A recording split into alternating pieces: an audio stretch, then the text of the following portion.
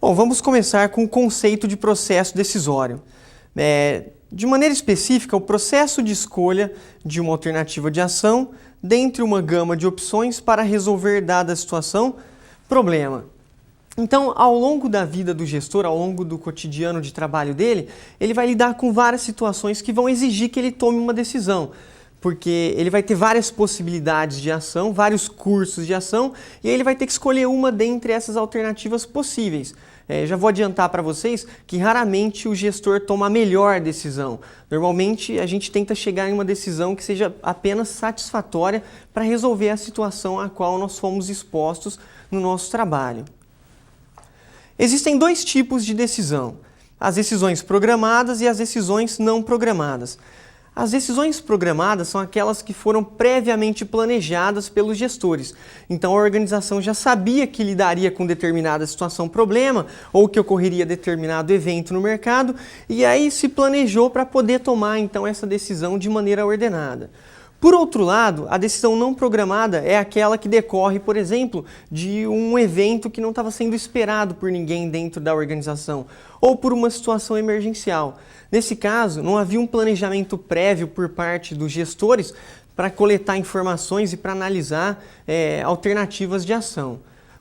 Obviamente, quando a gente pensa em decisões programadas, a qualidade da decisão tende a ser muito melhor, porque os gestores tiveram tempo hábil para coletar informações para que eles pudessem tomar uma decisão satisfatória.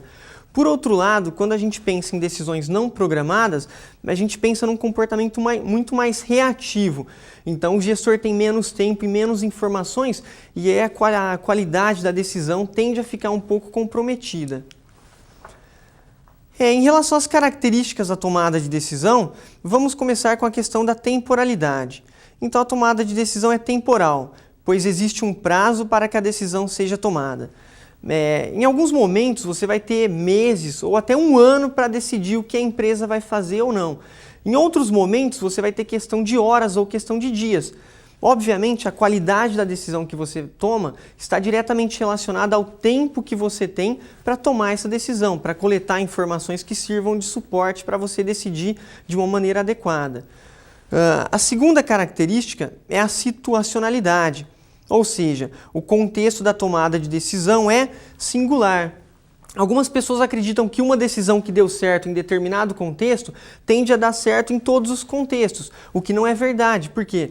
Cada organização é singular e cada situação problema é igualmente singular. Então, nesse caso, os gestores devem fazer um mapeamento, um diagnóstico de cada problema, de cada situação que foi colocada em pauta, para que então possa decidir da maneira mais adequada para aquela situação. Não existe então a melhor decisão, independentemente do contexto. A terceira característica da tomada de decisão é que ela está atrelada à hierarquia, ou seja, as decisões são tomadas e distribuídas nas organizações de acordo com os níveis hierárquicos. Então a gente pensa em 3 níveis organizacionais. Tem o nível estratégico, e normalmente a cúpula da organização é que é responsável por esse tipo de decisão. O que seriam decisões estratégicas? Por exemplo, abrir uma nova fábrica ou acessar um novo mercado, lançar um produto diferente e aí a empresa começa a atuar com um segmento distinto. Também existe o segundo nível, que é o nível intermediário, que seria o nível tático. Aqui são as decisões funcionais, decisões logísticas, decisões de cunho produtivo, decisões de marketing, decisões de gestão de pessoas. Então, cabe aos gerentes funcionais ou gerentes de cada um desses departamentos conduzirem o processo da maneira mais adequada possível. E, finalmente, a gente tem o nível operacional, que está relacionado às atividades que são desempenhadas cotidianamente na empresa. E aí, nesse caso, a gente tem os gerentes de linha de frente e cada vez mais a gente percebe como tendência a participação dos funcionários de linha de frente no processo decisório para agilizar a tomada de decisão, seja no atendimento ao cliente ou seja no chão de fábrica. A quarta característica da tomada de decisão é a subjetividade, ou seja, as preferências e visão de mundo dos indivíduos influenciam as decisões tomadas.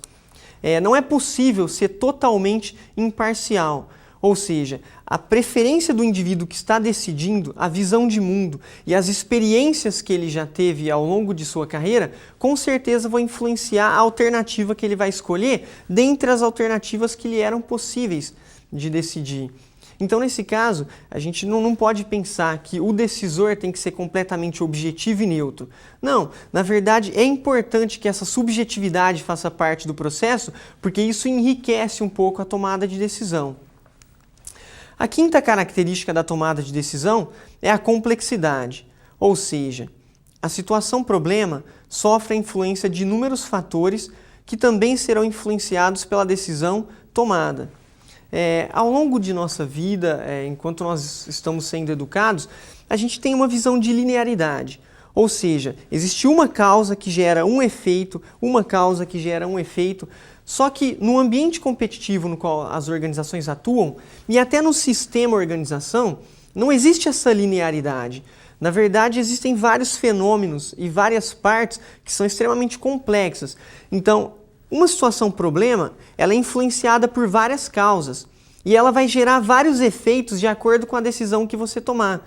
Então, se a gente for procurar qual é a causa que está gerando esse problema ou qual é a causa que antecedeu esse evento, provavelmente a decisão que a gente vai tomar vai ser de qualidade muito ruim, porque a gente tem que mapear, então, quais foram as causas e, mais importante, quais foram as causas que levaram a essas causas que levaram a nossa situação-problema. E quais seriam os efeitos simultâneos de cada decisão que a gente possa tomar.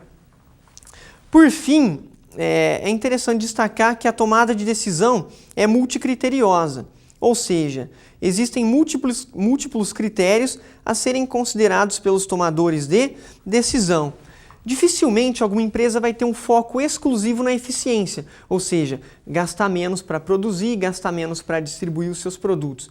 Dificilmente você vai ter uma empresa que vai trabalhar só com uma perspectiva de inovação, sem levar em consideração seus custos atrelados ao processo de desenvolvimento de novos produtos e processos produtivos. Nesse caso, o que um bom tomador de decisão faz? Ele analisa diferentes critérios simultaneamente. Todos os critérios são igualmente importantes? De forma alguma, mas o bom decisor é aquele que sabe ponderar quais são os critérios mais importantes, atribuir um peso maior para esses critérios, só que levar em consideração todos os critérios que a organização precisa ser competitiva para que ela possa, então, ter vantagem competitiva no mercado.